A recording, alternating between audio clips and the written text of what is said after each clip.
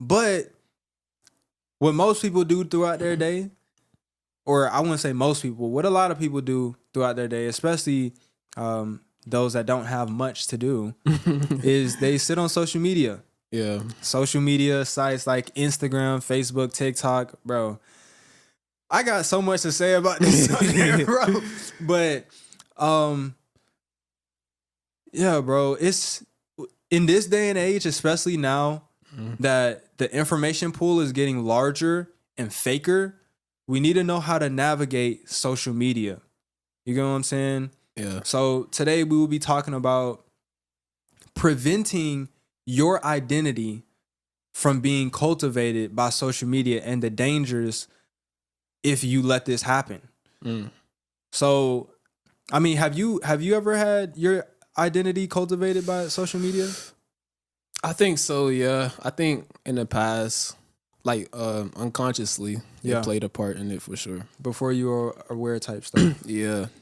Especially like we grew up when Instagram was just coming out for real. Yeah, Like, bro, exactly. we in 4th grade, 5th grade, looking at the old Instagram look and we on there and stuff like that. But it's definitely changed from even that time. Oh yeah. Like the amount of stuff, the type of content people are deciding to create, and the algorithms that are behind these content pieces. So we're gonna get into it, but number one, understand that social media can be a tool, but it can also be a diminishing activity and platform. Yeah. There's a lot of dangers that go into it, and most of the time that it's a tool is if you are a producer rather than a consumer, meaning you are creating content, getting paid for it, rather than consuming it 24/7. Yeah. I mean, number one, just saying it, if you are spending hours of your time on social media looking at content, you are wasting hours, meaning you could be using those hours for something else. Yeah. But that's not even the biggest issue we're going to talk about today. No. So your identity is cultivated in social media, by social media in many different ways. And in 2025, one of the main ways is just by you spectating other people's lives. And one of the things that you'll hear about social media a lot of time is that it is a highlight reel. It's a highlight reel. Nobody's on there necessarily posting the fact that they can't afford $5 of gas in their tank. They can only afford $2.50 because they don't got it. You know what I'm saying? Facts. And when you look at that, it obscures your vision to think that everybody has the best things going on. Bro, let's say this spring break, some college student wanted to be on a trip. And so they scroll on social media for an hour, which is the lowest amount of time that people be on social media, bro.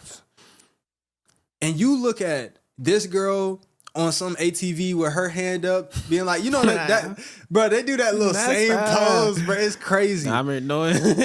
You see that over and over and over again.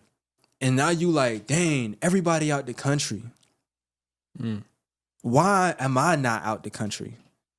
Yep. You have literally just entered the arena of your identity being cultivated based on other people's experiences. Because you see this person here, you think you need to be doing the same thing. Yep. And so on a mass level, what does that do to the people? It does many things, but that's just one example. You seeing everybody on trips, and now you feel left out, you feel envious, you feel jealous, all of these negative emotions that are low vibrational emotions, you're now feeling because you are spectating other people's lives on social media. Yeah. You don't know if those pictures are from 2 months ago, last year. You don't know if they're on that trip, but they're in the worst place that they've been in their life. You don't know anything. All you see is the picture of them out the country doing something that you wish you could be doing. But like, why do you wish you could be doing that though? I wish I could be doing that because I actually know the experience. I've been out the country a couple times. So I know why that's the case. But even the activities that they're doing, ATVs, Yeah. bro, like ATVs is a very typical tourist activity. Very. It's the FOMO, bro, the fear of missing out. You know what I'm saying? That's what social media creates, especially being a Gen Z, being our age. It's like we're becoming ourselves. And then, you know, we don't really. How are we becoming ourselves? Because it's like we're building our own identity because we grow up for 18 years or so and you really just who your parents say you are for the most part. You do what your parents say you're going to do, etc. But then it's like you get more independent, and then as you become more independent, it's like, okay, like who the hell am I? So then you on this journey of finding out who you are. So then if you scrolling on your phone and you see people your age doing X, Y, and Z, you're gonna be like, damn, I'm supposed to be doing that. Exactly. And that's not the case at all. That is, bro, I don't know. You know, it's something that happens inside your mind. Yeah. I mean, the best way to explain it is FOMO. It's just like, you feel like you're missing out on something. And we're going to get to that a little bit later on and when we're talking about remedies to this stuff. But you feel left out. Even if that person isn't your friend, even if you never met them a day in your life, you feel left out. Yeah. Like, have you ever thought about, because these people are having these experiences so early on, maybe they won't have them later on? Maybe it's a little bit better to have the experience later on because then you're in a better position, you're in a better mental state, you can have a better experience. Yeah. But you're not thinking about that. All you thinking is, man, I could be in this place doing this thing, bro. And I feel like a lot of this stuff that you see on social media, bro, especially when it comes to travel shit, bro, that's not what it's about. Like, yeah, going to Jamaica and having mud rubbed on you, that is ridiculous. I'm going to be honest, bro. And that's what every female want to go there and do. Yeah. They want to have some random dude rub mud on them. And they think it's cute.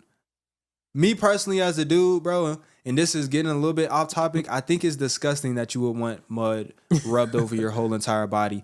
If it is not for purposes of, you know, like a spa treatment. Yeah. And it's actually healing your skin. If it's just for the cosmetic look of it, that's not why you should be doing that stuff. And those are some of the misleading things that social media can entail, is that this is where you should be going. This is what you should be doing. I just came back from a trip. I did not do any of that stuff. And I had the absolute best experience that I could have. Yeah. Like, just because another person lives their life in a certain way does not mean that you need to do that, or even that you will find joy in doing it that way. And that's why I asked, like, how are we becoming ourselves? Because there's no possible way. There's no possible way you can become yourself if you're looking on social media all day and getting your next steps based on somebody's last steps. Their highlight that they just posted, you're planning for your next steps. There's no possible way that you are becoming yourself. Yeah. The only way that humans in this day and age can become themselves is literally by getting away from all of it. In my opinion. Yeah. You get away from your environment, you get away from social media, you get away from all of these things trying to distract you from your thoughts revolving in your brain. No new stuff, just your thoughts. The more you sit by yourself, you will become you. And social media does not allow you to do that. And it's interesting you said, like, your thoughts, because I was just talking to my loctician yesterday, and I was like, a lot of the thoughts that a lot of people have in their mind aren't even their thoughts. It's thoughts from social media, their parents, friends, etc. But like you said, removing yourself, if you really take the time out to be by yourself and be like, hold up, like, what the hell do I actually value in this fucking life? Then that's when you start creating that identity for real and start developing your own thought processes instead of just being so influenced by outside factors and shit like that. Yeah. I call it lifestyle porn. What? Yeah, lifestyle porn. It's like you're seeing Lambos, money, nice views from the Airbnb, flights on the PJ. Yeah. That's lifestyle porn. Yeah. And it has the same effect as pornography itself. It literally creates a false image inside of your mind. So much so that you'll now be operating off of that. Yeah. And once you get into it, you'll notice, damn, this isn't really the best way that my mind should be thinking. Yeah. I shouldn't be thinking that all there is to life is attaining money and getting the nicest car to get the best views, to get the nicest girl. That is not what this shit is about. And especially on social media with the entrepreneur space, when all of these courses were beginning to come out, let's just say post 2020, all a person had to do was go take a trip somewhere and say, oh, this was because of my business. Motherfucker, your business is failing. You're on that trip as a last ditch effort. And you're going to use that marketing to make thousands of dollars off of people that don't know any better. Yeah. That's a lot of the shit that's going on. Yeah. But people don't talk about that shit. You know what I'm saying? But it's kind of died down. But social media is how people have been doing this. One thing that social media introduced into the world, one thing that the internet introduced into the world, shit, newspapers did the same thing. Parasocial relationships. Acting as if you know this person and their experiences and that you have some type of relation to that. Okay. And so your favorite rapper, your favorite rapper starts going live every day. And so now you're in the chat with thousands of other people communicating with this person. And so you'll feel like, oh, I know that this person's life is real. I know that what they have going on is this specific way. And that's an illusion. You have no clue. Facts. You have no clue, bro. And one of the things that you can do if you want to kind of remedy this is by cultivating your algorithm. I hate when people say shit like, oh, my Instagram is full of this. I don't know why it's like that. Come on, bro. You are the algorithm. You are literally the algorithm, bro. Like, it is only showing you what it thinks you will consume. And that is based on past information. Yeah.